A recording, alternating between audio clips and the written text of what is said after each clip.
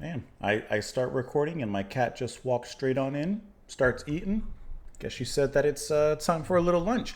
And let us snack on a little something as today. I'm going to try and get my pronunciations correct. We're listening to a little Josquin de Prez. I think I got that correct. We're listening to this piece, Baisiez, from Dupre. This is released sometime in the 1400s, right in that kind of era right there. Why are we listening to this? We're listening to this because it was suggested and sponsored by Sylvain. So Sylvain, thank you so much for the request and for the support. As always, I appreciate that a bunch. Listen, I've never heard of Josquin de Prez, but we're going to go ahead and dive right on in. No preamble. Actually, a bit of a preamble. Can I ask a question? Since we had listened recently to Feather on the Breath of God, which I thought was a fantastic listen, are there any other albums in that regard? All right, obviously there are. Are there any other albums that like are kind of like that, and not? This is going to sound weird, but not too long, because I'd love to dive into some more works like that, but not like a huge collection of like 2 hours. Like if it can be like an hour under, that's like perfect for a long song Saturday. It's just like it works out for me. But I would just love to like dive into another album like that. Anyways, if you know of one, toss it in there. I saw, I think Canticles was another album that was recommended regarding Hildegard. Anyways, let's go ahead and listen to this. We'll discuss it a little bit after. This is going to be performed by Grande Les Voix, which I would imagine means grand voice, but I could be incorrect. Here we go.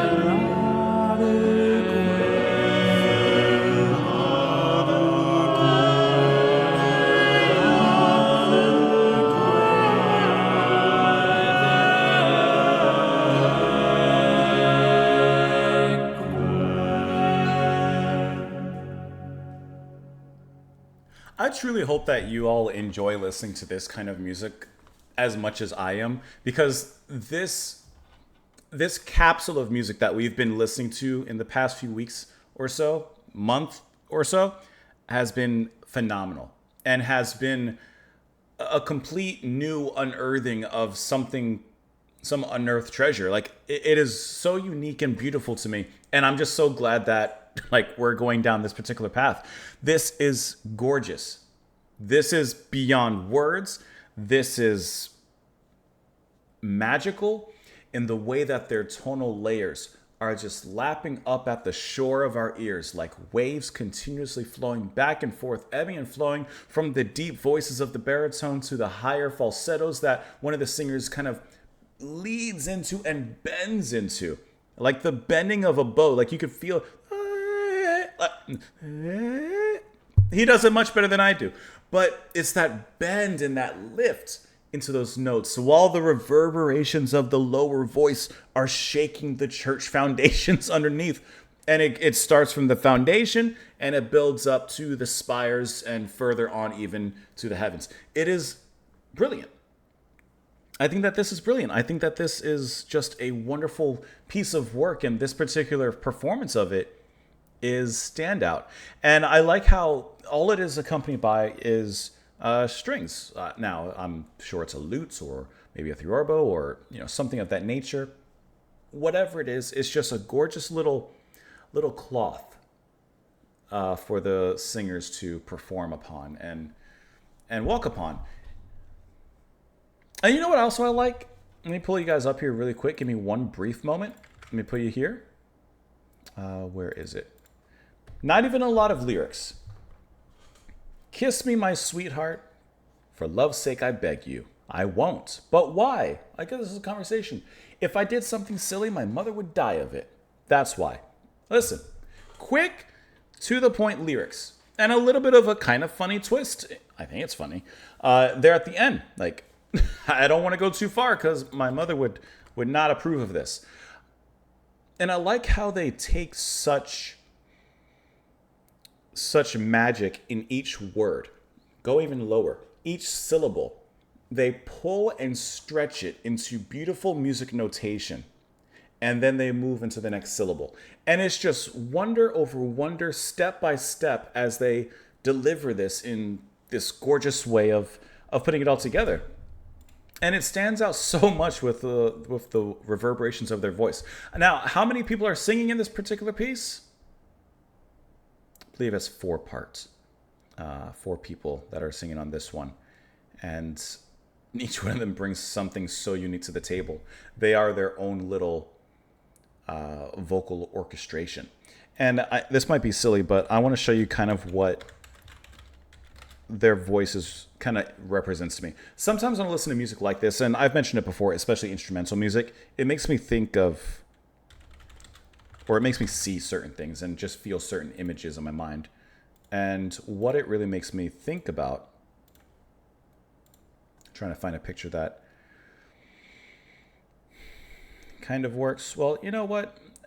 I don't have to be so specific. We don't have to be so exact. It makes me think of like an oil painting, but specifically of waves. And I'm thinking like not rapturous waves like this, but like something kind of calm. Like, like perhaps even like this. Like there's a foaming at the front, and that's where the wave has been led to. But then there's those currents that are behind it constantly pushing, and the waves are pulling back into the ocean. There's this beautiful relationship that continuously cycles back and forth in the nature of this piece of music. And their voices are so wonderful in how they capture it, each voice representing, for at least a brief moment, a portion of the wave, a page in this particular book. And they go back and forth, turn leaf over leaf in such a brilliant way.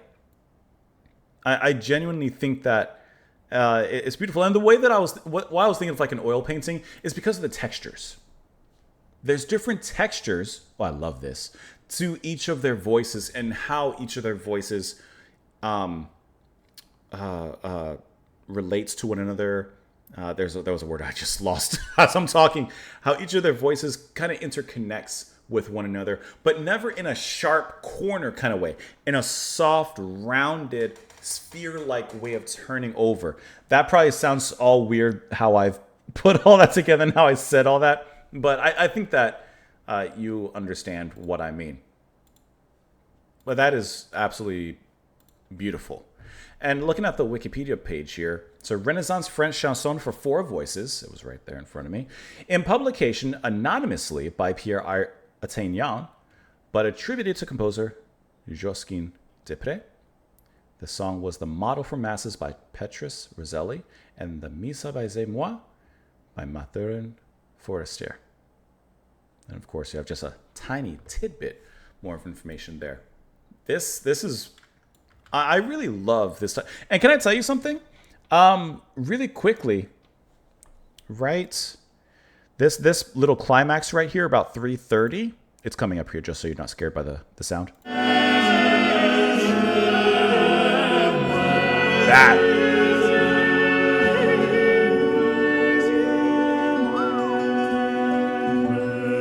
That beautiful resolve of tension and build up to that climax, and right after the way it dips out, the lower voices first ebbing out and then the high voices coming down, is like, I feel that listening to this. I feel that warmth. Phenomenal. Phenomenal work. And the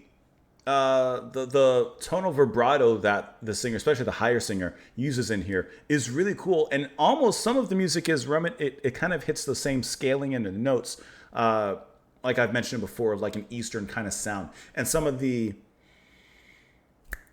inflections of the singer and some of those, I'm not going to do it, but like there's almost a Middle Eastern kind of quality to that, which is beautiful. This was great. This was really, really beautiful. Thank you guys so much for watching. I hope that you enjoyed this. Sylvain, thank you so much for the support and the request. I really do hope that you guys are enjoying this, because this is like a beautiful new path for me. Not having a great time with it. So I hope that you are as well. Thank you for being here. Come back tomorrow, and I will see you then. Bye, guys.